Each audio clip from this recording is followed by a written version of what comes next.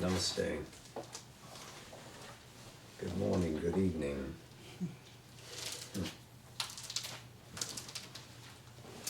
We continue in Brahman, Purusha, Ishvara, Maya, Prakriti, Shakti tonight. We have come to a point where Sri Aurobindo has begun the description of three essential powers and possibilities of the infinite divine consciousness. So we continue with a paragraph that begins, a second possibility of the infinite consciousness that must be admitted is its power of self-limitation or secondary self-formation into a subordinate movement within the integral, illimitable consciousness and knowledge. For that is a necessary consequence of the power of self-determination of the infinite. So if the divine, as a conscious being, has mastery of itself, it must be capable of limiting its being, of compressing its infinity into a finite form if it wishes to do that. Each self-determination of the self-being must have its own awareness of its self-truth and its self-nature. Or, if we prefer so to put it, the being in that determination must be so self-aware. Spiritual individuality means that each individual self or spirit is a center of self-vision and all vision. The circumference, the boundless circumference, as we may say, of this vision may be the same for all, but the center may be different. Not located as in a spatial point in a spatial circle, but a psychological center, related with others through a coexistence of the diversely conscious many in the universal being. Each being in a world will see the same world, but see it from its own self-being, according to its own way of self-nature. For each will manifest its own truth of the infinite, its own way of self-determination and of meeting the cosmic determinations. Its vision by the law of unity in variety will no doubt be fundamentally the same as that of others, but it will still develop its own differentiation, as we see all human beings conscious in the one human way of the same cosmic things, yet always with an individual difference. This self-limitation would be not fundamental, but an individual specialization of a common universality or totality. The spiritual individual would act from his own center of the one truth and according to his self-nature, but on a common basis and not with any blindness to other self and other nature. So here he describes the ideal individual, you might say, as formed in the supramental consciousness, where individuality has a special and unique perspective, but always within the context of the whole. It is a member of the all, conscious of the all, at the same time that it is conscious of itself, sharing the same world. Contrast this with the nature of the ego, which is divided from others, divided indeed from the world, and seeks to have some association with both the reality around, some kind of understanding of itself, and staring perplexedly at whatever may be beyond world and self. So here Sri Aurobindo is describing the individual as a possibility within the self-limitation of the divine's powers. So the capacity to restrict itself. But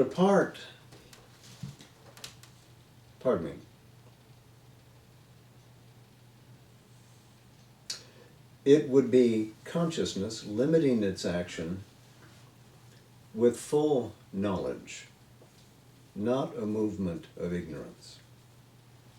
But apart from this individualizing self-limitation, there must also be in the consciousness of the infinite a power of cosmic limitation. It must be able to limit its actions so as to base a given world or universe and to keep it in its own order, harmony, self-building. For the creation of a universe necessitates a special determination of the infinite consciousness to preside over that world and a holding back of all that is not needed for that movement. So, the cosmic order is a formation of this restrictive divine consciousness, placing some part of its being and nature into it, holding back what is not needed. There is no need to invest in the world more than is necessary for its manifestation and development. This infinite consciousness not only manifests it, that is to say, makes it clear, makes it come into view, but presides over it. At the same time, that cosmic order is constituted of its being. So it is, even though vast in its extent, still a restriction of its vast awareness as the infinite. It is a restricted distribution of its being and power into action. This is the nature of the cosmic self-limitation, because there is a cosmic self just as there is the self standing at the center of the individual. It is, yes, the same self, but in two different poises. And does that enumerate all the poises? He continues, in the same way, the putting forth of an independent action of some power like mind, life, or matter must have as its support a similar principle of self-limitation. So powers, planes of being are also restrictions of the nature of the divine consciousness. They do not exhaust it coming forth into manifestation. It cannot be said that such a movement must be impossible for the infinite because it is illimitable. On the contrary, this must be one of its many powers, in other words, to express itself, to pour itself into formation, to restrict itself, to manifest in a limited way something of its own being. It must have that power. It cannot be an impotent divinity. It cannot be an infinite which does not include that within it.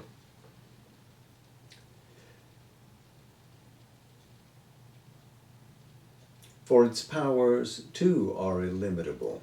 But this also, like other self-determinations, other finite buildings, would not be a separation or a real division, for all the infinite consciousness would be around and behind it and supporting it, and the special movement itself would be intrinsically aware not only of itself, but in essence of all that was behind it.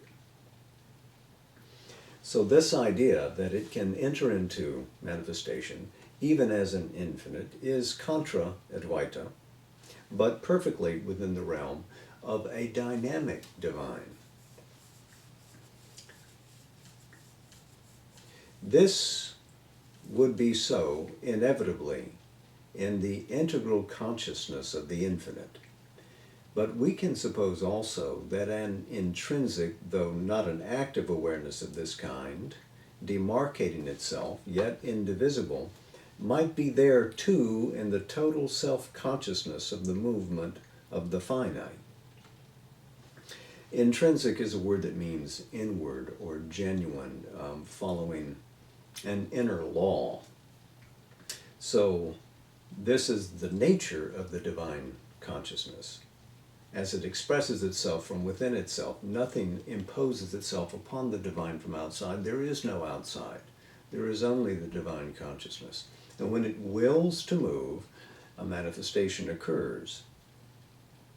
It is an intrinsic movement, that is to say, it comes out of its own inner being, which means it carries consciousness and will with it, chit shakti. This much cosmic or individual conscious self-limitation would evidently be possible to the infinite and can be accepted by a larger reason as one of its spiritual possibilities. But so far on this basis, any division or ignorant separation or binding and blinding limitations, such as is apparent in our own consciousness, would be unaccountable. Again, he's speaking here of an interior movement and manifestation occurring within the nature of the conscious being of the divine. This, you might say, is supraconscious, beyond the realm of mind. This dividing mentality that we have cannot see the unity, cannot understand the essentiality that is apparent to the divine, even in self-movement. Essentiality is not lost. It is retained. To the mind, these are irreconcilable opposites. How can it move and be unmoving? How can it be divine and yet enter into mutation?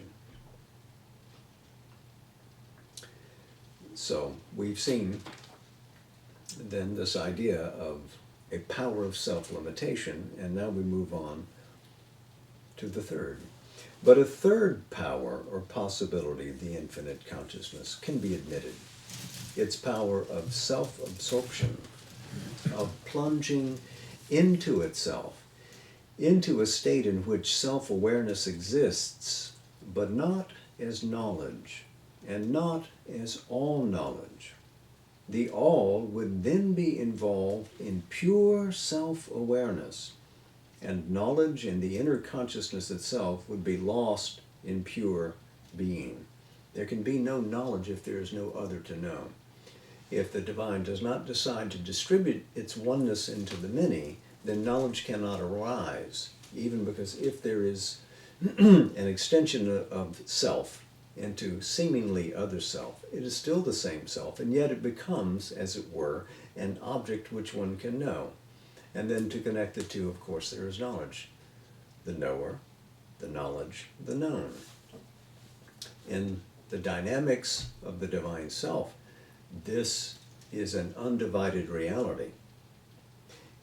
At the ignorance of the human level, of course, these seem to be finite and separated things. But here we're speaking about a power of the infinite consciousness to absorb itself into the silence and be unaware of anything at all, not even aware of its oneness. Simple awareness. You might say simplest awareness. This is luminously the state which we call the superconscience in an absolute sense, although most of what we call superconscient is in reality not that, but only a higher conscient, something that is conscious to itself and only superconscious to our own limited level of awareness. This self-absorption, this trance of infinity is again no longer luminously but darkly the state which we call the inconscient. For the being of the infinite is there, though by its appearance of inconscience, it seems to us rather to be an infinite non-being.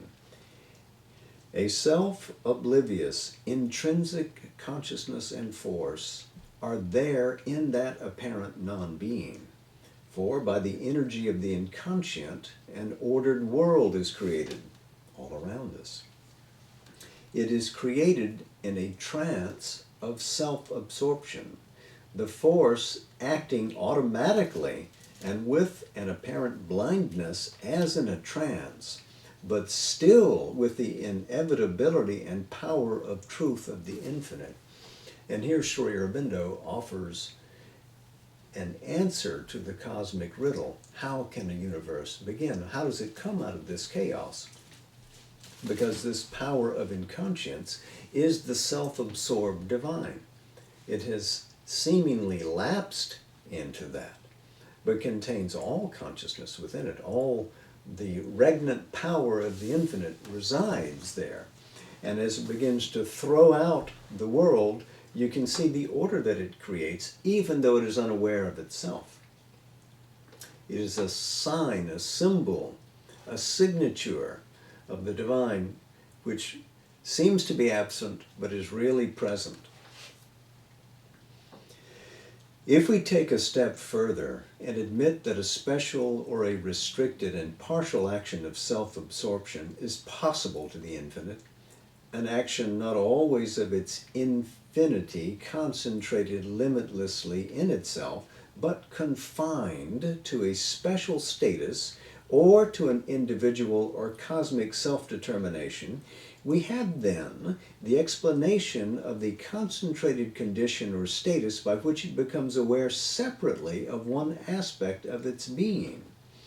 So restriction on restriction.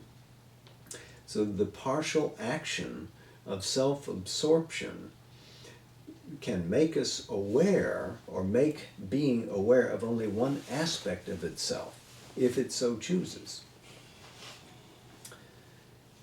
There can then be a fundamental double status, such as that of the nirguna standing back from the saguna and absorbed in its own purity and immobility, while the rest is held back behind a veil and not admitted within that special status. This again, the power of self-absorbed restriction. So the nirguna, absent apparently to the saguna.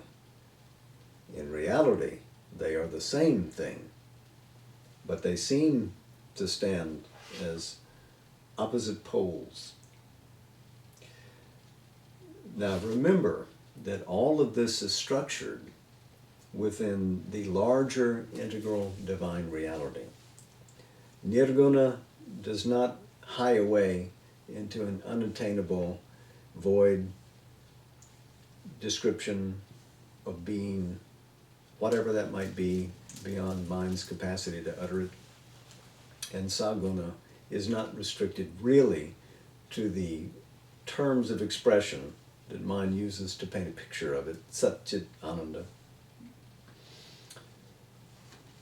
The totality of the infinite consciousness, he says, would be there, not abolished, recoverable, but not evidently active, active only by implication, by inherence, or by the instrumentality of the limited awareness, not in its own manifest power and presence. It will be evident that all these three powers can be accepted as possible to the dynamics of the infinite consciousness.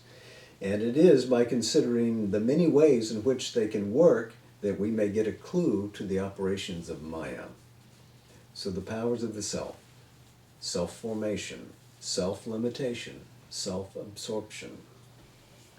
The self has the power to throw itself into form. It has the power to restrict itself, to limit itself. It has the power also to absorb itself into any particular poise or pole of being, and there reside oblivious of all the rest of its being. Though, of course, everything exists within the larger, all-containing integrality of the divine consciousness. But if we look at these things, he says, we can get a clue to how it is that Maya works. How does this divine consciousness measure out the finite from the infinite? So we continue.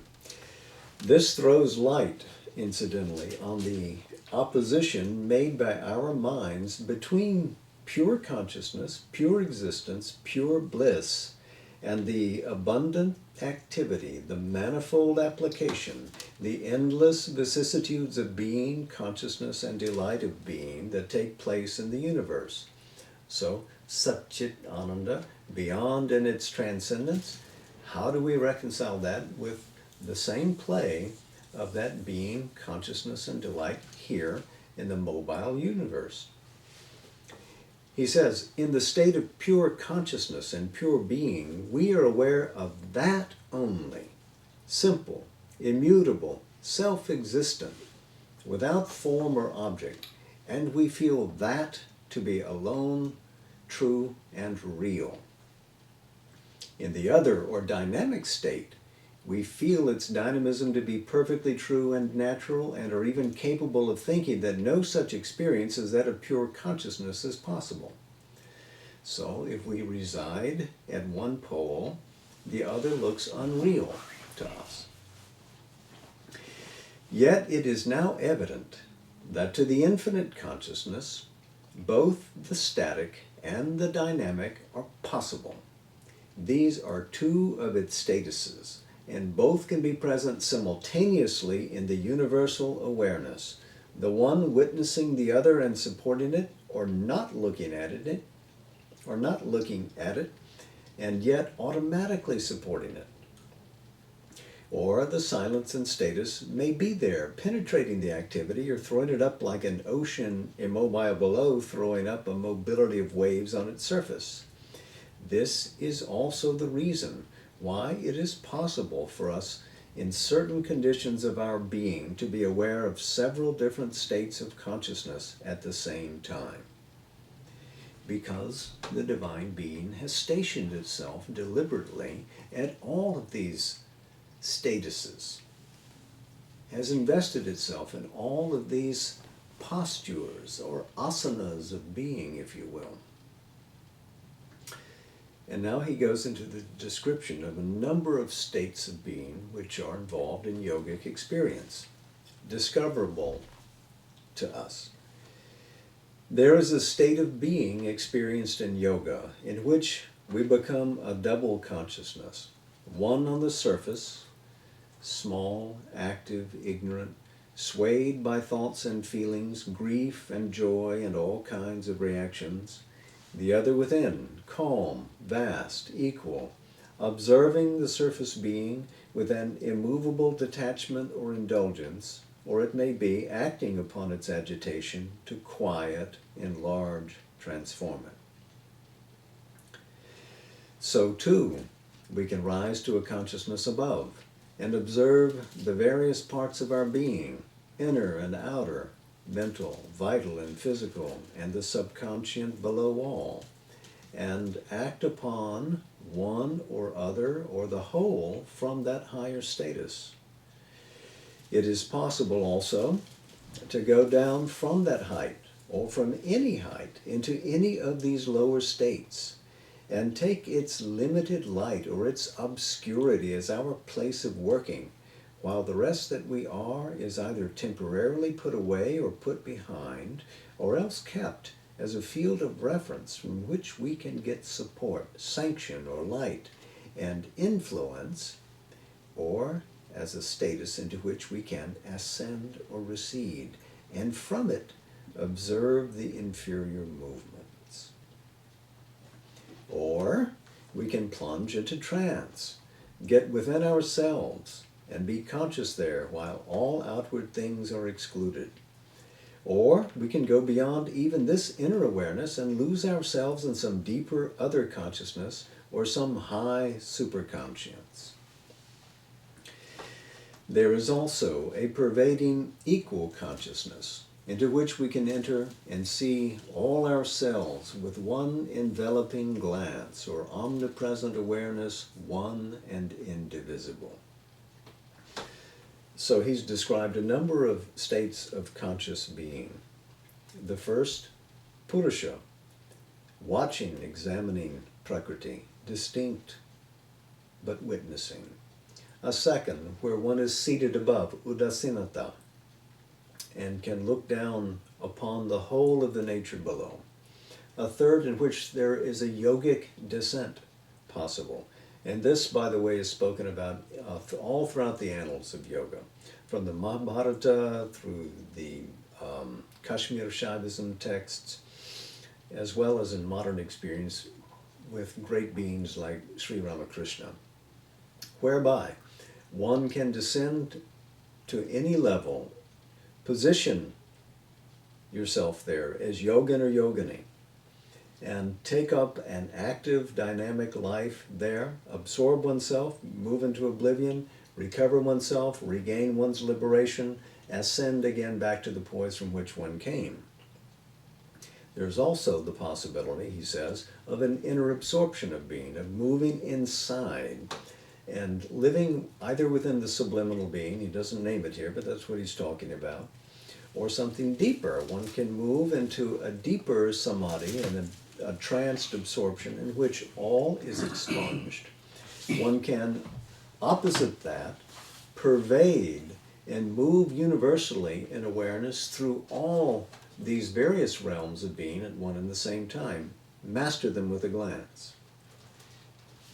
To continue the paragraph, all this, which looks strange and abnormal or may seem fantastic to the surface reason, acquainted only with our normal status of limited ignorance in its movements, divided from our inner, higher, and total reality, becomes easily intelligible and admissible in the light of the larger reason and logic of the infinite, or by the admission of the greater illimitable powers of the self, the spirit in us, which is of one essence with the infinite.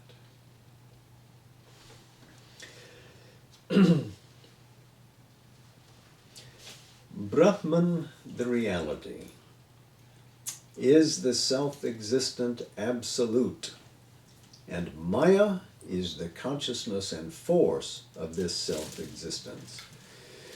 But with regard to the universe, Brahman appears as the self of all existence, Atman, the cosmic self, but also as the supreme self, transcendent of its own cosmicity, and at the same time individual, universal in each being.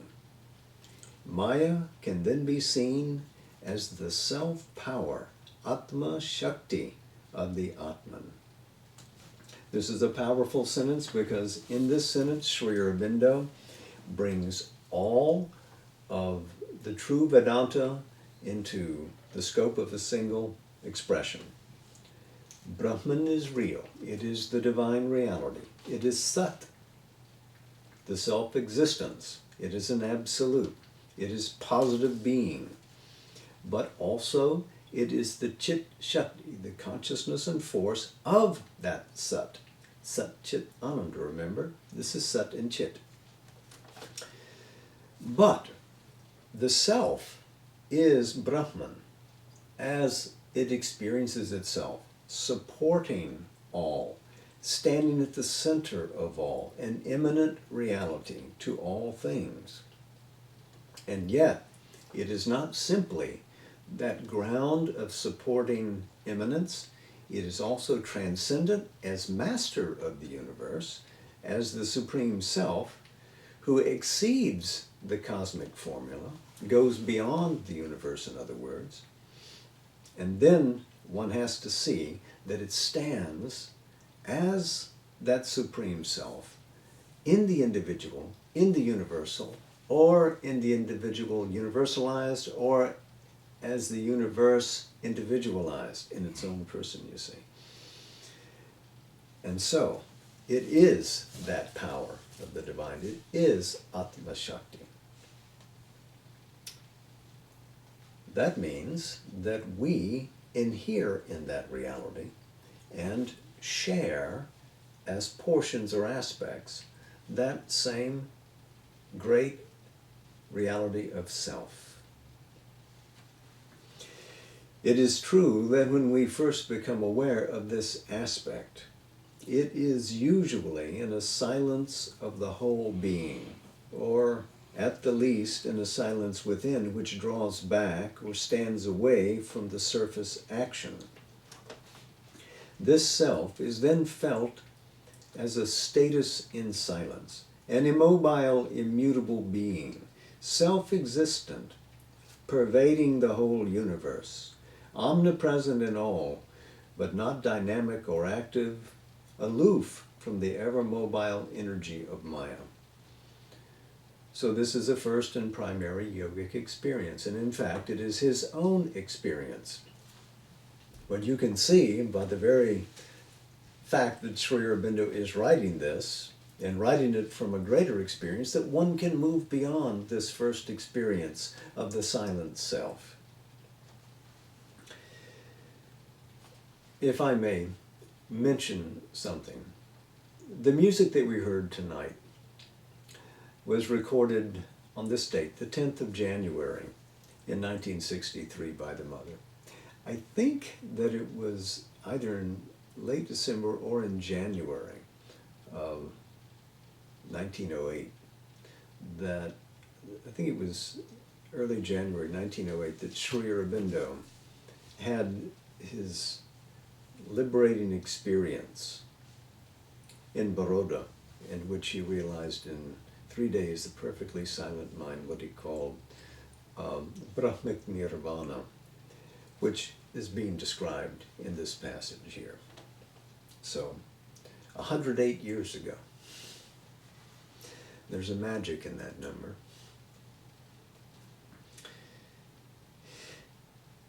In the same way, we can become aware of it as the Purusha, separate from Prakriti, the conscious being standing back from the activities of nature.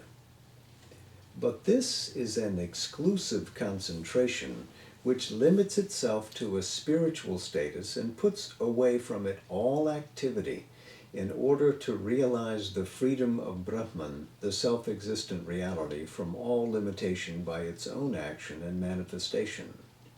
It is an essential realization, but not the total realization. So the claims of Advaita Vedanta that this is the experience of reality draws an affirmation. Yes, it is, but it is not the only experience of the divine reality. It is essential, but it is not all. For we can see, Sri Aurobindo writes, that the conscious power, the Shakti that acts and creates, is not other than the Maya or all knowledge of Brahman. It is the power of the self. Prakriti is the working of the Purusha, conscious being active by its own nature. The duality then of soul and world energy, silent self and the creative power of the spirit, is not really something dual and separate. It is biune, two in one. So we find him here tearing down the philosophic wall separating Purusha, the reality of the conscious spirit, from the play of nature as Prakriti, and moving ultimately towards what will be united as Ishvara Ishvari. As we cannot separate fire and the power of fire, it has been said, so we cannot separate the divine reality and its consciousness force, Chit Shakti. This first realization of self as something intensely silent and purely static is not the whole truth of it. There can also be a realization of self in its power, self as the condition of world activity and world existence. However, the self is a fundamental aspect of Brahman, but with a certain stress on its impersonality. Therefore, the power of the self has the appearance of a force that acts automatically with the self sustaining it, witness and support, and originator and enjoyer of its activities, but not involved in them for a moment. This is the nature of the Atma Shakti. As it pours itself out in universal action, it seems to be impersonal. And when we experience it, it is like that. As soon as we become aware of the self, we are conscious of it as eternal, unborn, unembodied, uninvolved in its workings. It can be felt within the form of being, but also as enveloping it, as above it, surveying its embodiment from above, adhyaksha. It is omnipresent, the same in everything, infinite and pure and intangible forever. This is the experience, of course, of Shankara, of Sri Ramana Maharshi. This is an experience that's recorded in the Upanishads, I think quite strikingly in the Mundaka Upanishad, where it cries out in rapture, Brahman above, Brahman below, Brahman around, etc. All one can experience is that same reality. This self can be experienced as the self of the individual, the self of the thinker, doer, enjoyer. But even so, it always has this greater character. Its individuality is at the same time a vast universality, or very readily passes into that. And the next step to that is a sheer transcendence, or a complete and ineffable passing into the absolute. The self is that aspect of the Brahman in which it is intimately felt as at once individual, cosmic, transcendent of the universe. The realization of the self is the straight and swift way towards individual liberation, a static universality, a nature transcendence. At the same time, there is a realization of self in which it is felt not only sustaining and pervading and enveloping all things, but constituting everything and identified in a free identity with all its becomings in nature. Even so, freedom and impersonalities are always the character of the self. There is no appearance of subjection to the workings of its own power in the universe, such as the apparent subjection of the Purusha to Prakriti. To realize the self is to realize the eternal freedom of the spirit.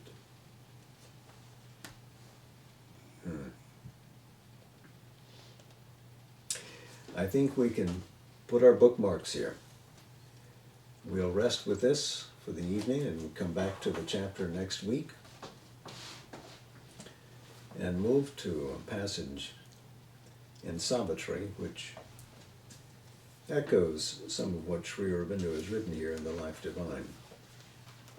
This is drawn from Book 1, the Book of Beginnings, Canto 3, the Yoga of the Soul's Release. Ever his consciousness and vision grew. They took an ampler sweep, a loftier flight. He passed the border marked for matter's rule, and passed the zone where thought replaces life.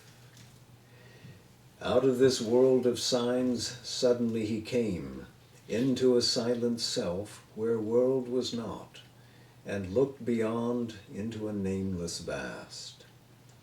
These symbol figures lost their right to live. All tokens dropped our sense can recognize. There the heart beat no more at body's touch. There the eyes gazed no more on beauty's shape. In rare and lucent intervals of hush, into a signless region he could soar, packed with the deep contents of formlessness, where world was into a single being wrapped, and all was known by the light of identity, and spirit was its own self-evidence. The Supreme's gaze looked out through human eyes, and saw all things and creatures as itself, and knew all thought and word as its own voice. There unity is too close for search and clasp, and love is a yearning of the one for the one, and beauty is a sweet difference of the same, and oneness is the soul of multitude. There all the truths unite in a single truth, and all ideas rejoin reality. There, knowing herself by her own termless self, wisdom supernal, wordless, absolute, sat uncompanioned in the eternal calm, all-seeing, motionless, sovereign and alone. There knowledge needs not words to embody idea. Idea seeking a house in boundlessness, weary of its homeless immortality, asks not in thought's carved brilliant cell to rest, whose single window's clipped outlook on things sees only a little arc of God's vast sky. The boundless with the boundless there consorts. While there one can be wider than the world, while there one is one's own infinity. His center was no more in earthly mind. A power of seeing silence filled his limbs, caught by a voiceless white epiphany, into a vision that surpasses forms, into a living that surpasses life, he neared the still consciousness sustaining all. The voice that only by speech can move the mind became a silent knowledge in the soul. The strength that only in action feels its truth was lodged now in a mute, omnipotent peace. A leisure in the labor of the worlds, a pause in the joy and anguish of the search, restored the stress of nature to God's calm. A vast unanimity ended life's debate.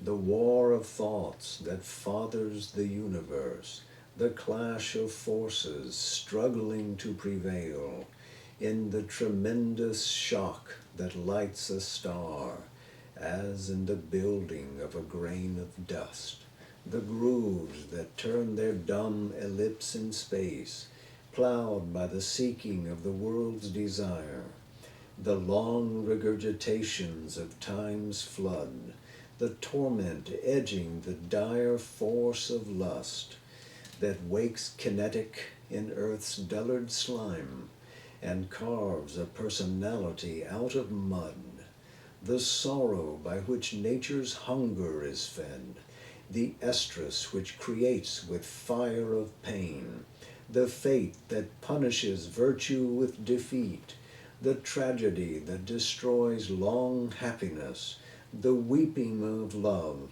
the quarrel of the gods, seized in a truth which lives in its own light. His soul stood free, a witness and a king.